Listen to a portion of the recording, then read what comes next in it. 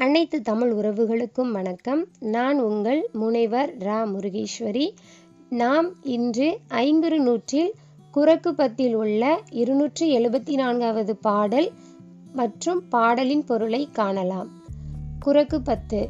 குறக்கு பத்து என்றால் செய்யுள்தோறும் குறிஞ்சி நில கருப்பொருளான குரங்கு இடம்பெறுதலால் குறக்கு பத்து எனும் பெயர் பெற்றது. குரங்கினத்தில் ஆண் குரங்கை கடுவன் என்றும் பெண் குரங்கை மந்தி என்றும் குட்டி குரங்கை குட்டி மற்றும் பரல் எனவும் முன்னோர்கள் கூறுவர். தலைமக்களின் அதாவது தலைவன் தலைவியின் காதல் உணர்வுகளை இலக்கியப்படுத்துவதற்கு குரங்குகளின் செயல்களுள் சில பொருந்தி வருகிறது. திணை குறிஞ்சி.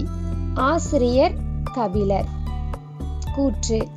வரைவிடை வைத்து பிரிய ஆற்றுவிக்கும் தோழிக்கு தலைவி கூறியது. வரைவு என்றால் திருமணம். கூற்று விளக்கம். தலைவன் திருமணம் செய்து கொள்வதாக தலைவியிடம் உறுதியளித்து பிரிந்து செல்கிறான். அதனால் தலைவி மிகுந்த வருத்தத்துடன் இருக்கிறாள்.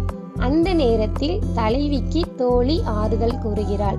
அதற்கு மறுமொழியாக தலைவி தோழியிடம் கூறியது. பாடல்.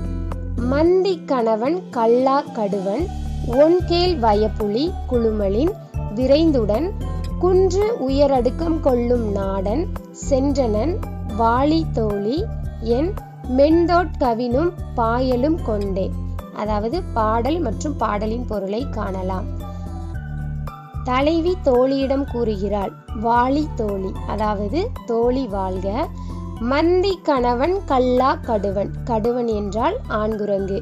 மந்தியின் கணவனான அறியாமையுடைய ஆண்குரங்கு ஒன்கேள் வயப்புலி குழுமலின் விரைந்துடன் அதாவது ஒளி பொருந்திய நிறமுடைய வலிமையான புலி முழங்குதலால் அச்சம் கொண்டு மிக விரைவாக குன்று உயர் அடுக்கம் கொள்ளும் நாடன் பக்கமலையின் உச்சிக்கு தாவிச் செல்லும் தன்மையுடைய மலைநாடன் அதாவது தலைவன் சென்றனன் தலைவன் சென்றான் என்னை விட்டு பிரிந்து சென்றான்.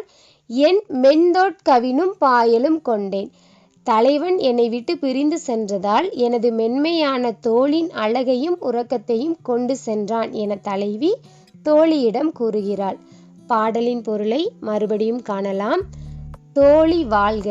மந்தியின் கணவனான அறியாமையுடைய ஆண் குரங்கானது ஒளி பொருந்திய நிறமுடைய வலிமையான புலி முழங்குதலால் பயம் கொண்டு மிக விரைவாக பக்கமலையின் உச்சிக்கு தாவி செல்லும் தன்மையுடைய மலைநாடன் அதாவது தலைவன் என்னை விட்டு பிரிந்து சென்றதால் எனது மென்மையான தோளின் அழகையும் தலைவன் கொண்டு சென்றான் என தலைவி தன்னுடைய உள்ளத்தின் நிலையை தோழியிடம் கூறுவதாக இந்த பாடல் அமைந்துள்ளது.